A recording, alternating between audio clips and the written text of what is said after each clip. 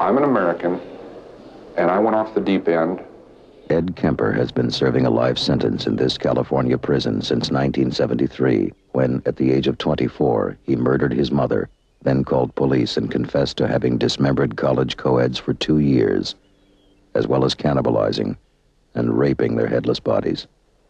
When someone abandons himself to being a victim, he's going to have to be one.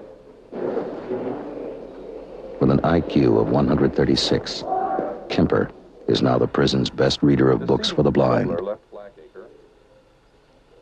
I'm saying I've wanted to kill my mother since I was 8 years old, and I'm not proud of that.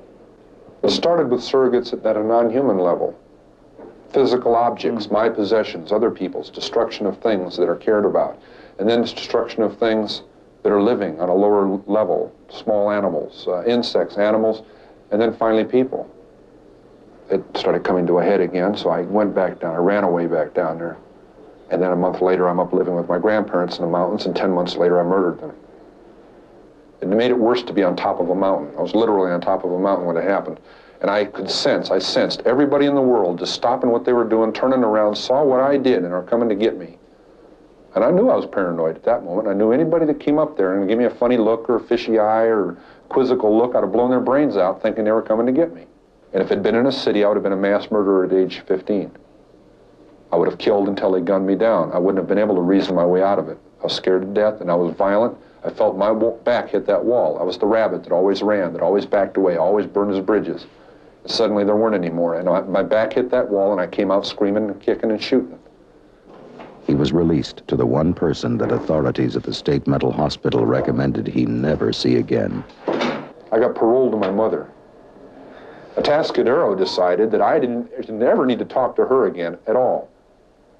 Don't give her a Christmas present. Leave her alone. She got her pound of flesh out of you. I wasn't sniveling about my mother to them. I didn't like to hear what they had to say about her.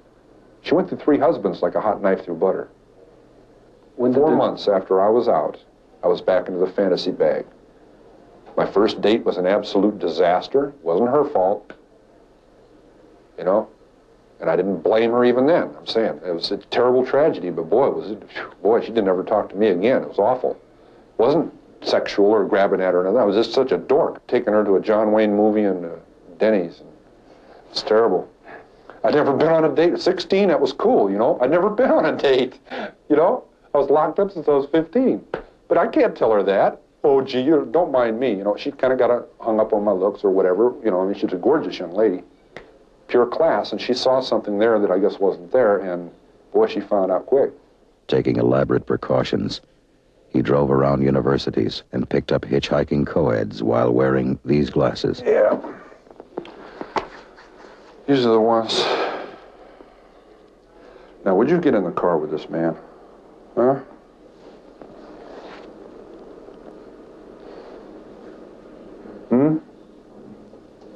The state has made me much more credible as a human being. While his mother worked at the university, Kemper buried the mutilated bodies in the mountains and took the severed heads home. Then he slept with their heads for days and finally went looking for more. But I was losing a grasp on something that was too violent to keep inside forever. As I'm sitting there with a severed head in my hand, talking to it, or looking at it, and I'm about to go crazy, literally. I'm about to go completely flywheel loose and just fall apart. I say, wow, this is insane. And then I told myself, no, it isn't. You're saying that, and that makes it not insane. I said, I'm sane, and I'm looking at a severed... I said, well, wait a minute. I see old paintings and drawings of Viking heroes talking to severed heads and taking them to parties, old enemies in leather bags. Part of our heritage. This is me back then, in 1972 and 73. Unable to live with the fact that I just stabbed to death and cut the throat of an innocent young woman. Innocent in the sense that she did not plan on that happening. She didn't do anything specifically for that to happen to her. Yet she was a very active participant in her own death. And in my memory of that, she was 19 years old, and her roommate in the trunk who died right after that was 18. I didn't go hog wild and totally limp. What I'm saying is I found myself doing things in an attempt to make things fit together inside. I was doing sexual probings and things. I mean, in the sense of striking out and reaching out and grabbing and pulling to me but appalled at the sense that it wasn't working. That isn't the way it's supposed to be. It isn't the way I want it. See what I'm saying? And yet during that time, I become engaged to someone who's young and is beautiful and very much the same advantages and very much the same upbringing and Disneyland values. And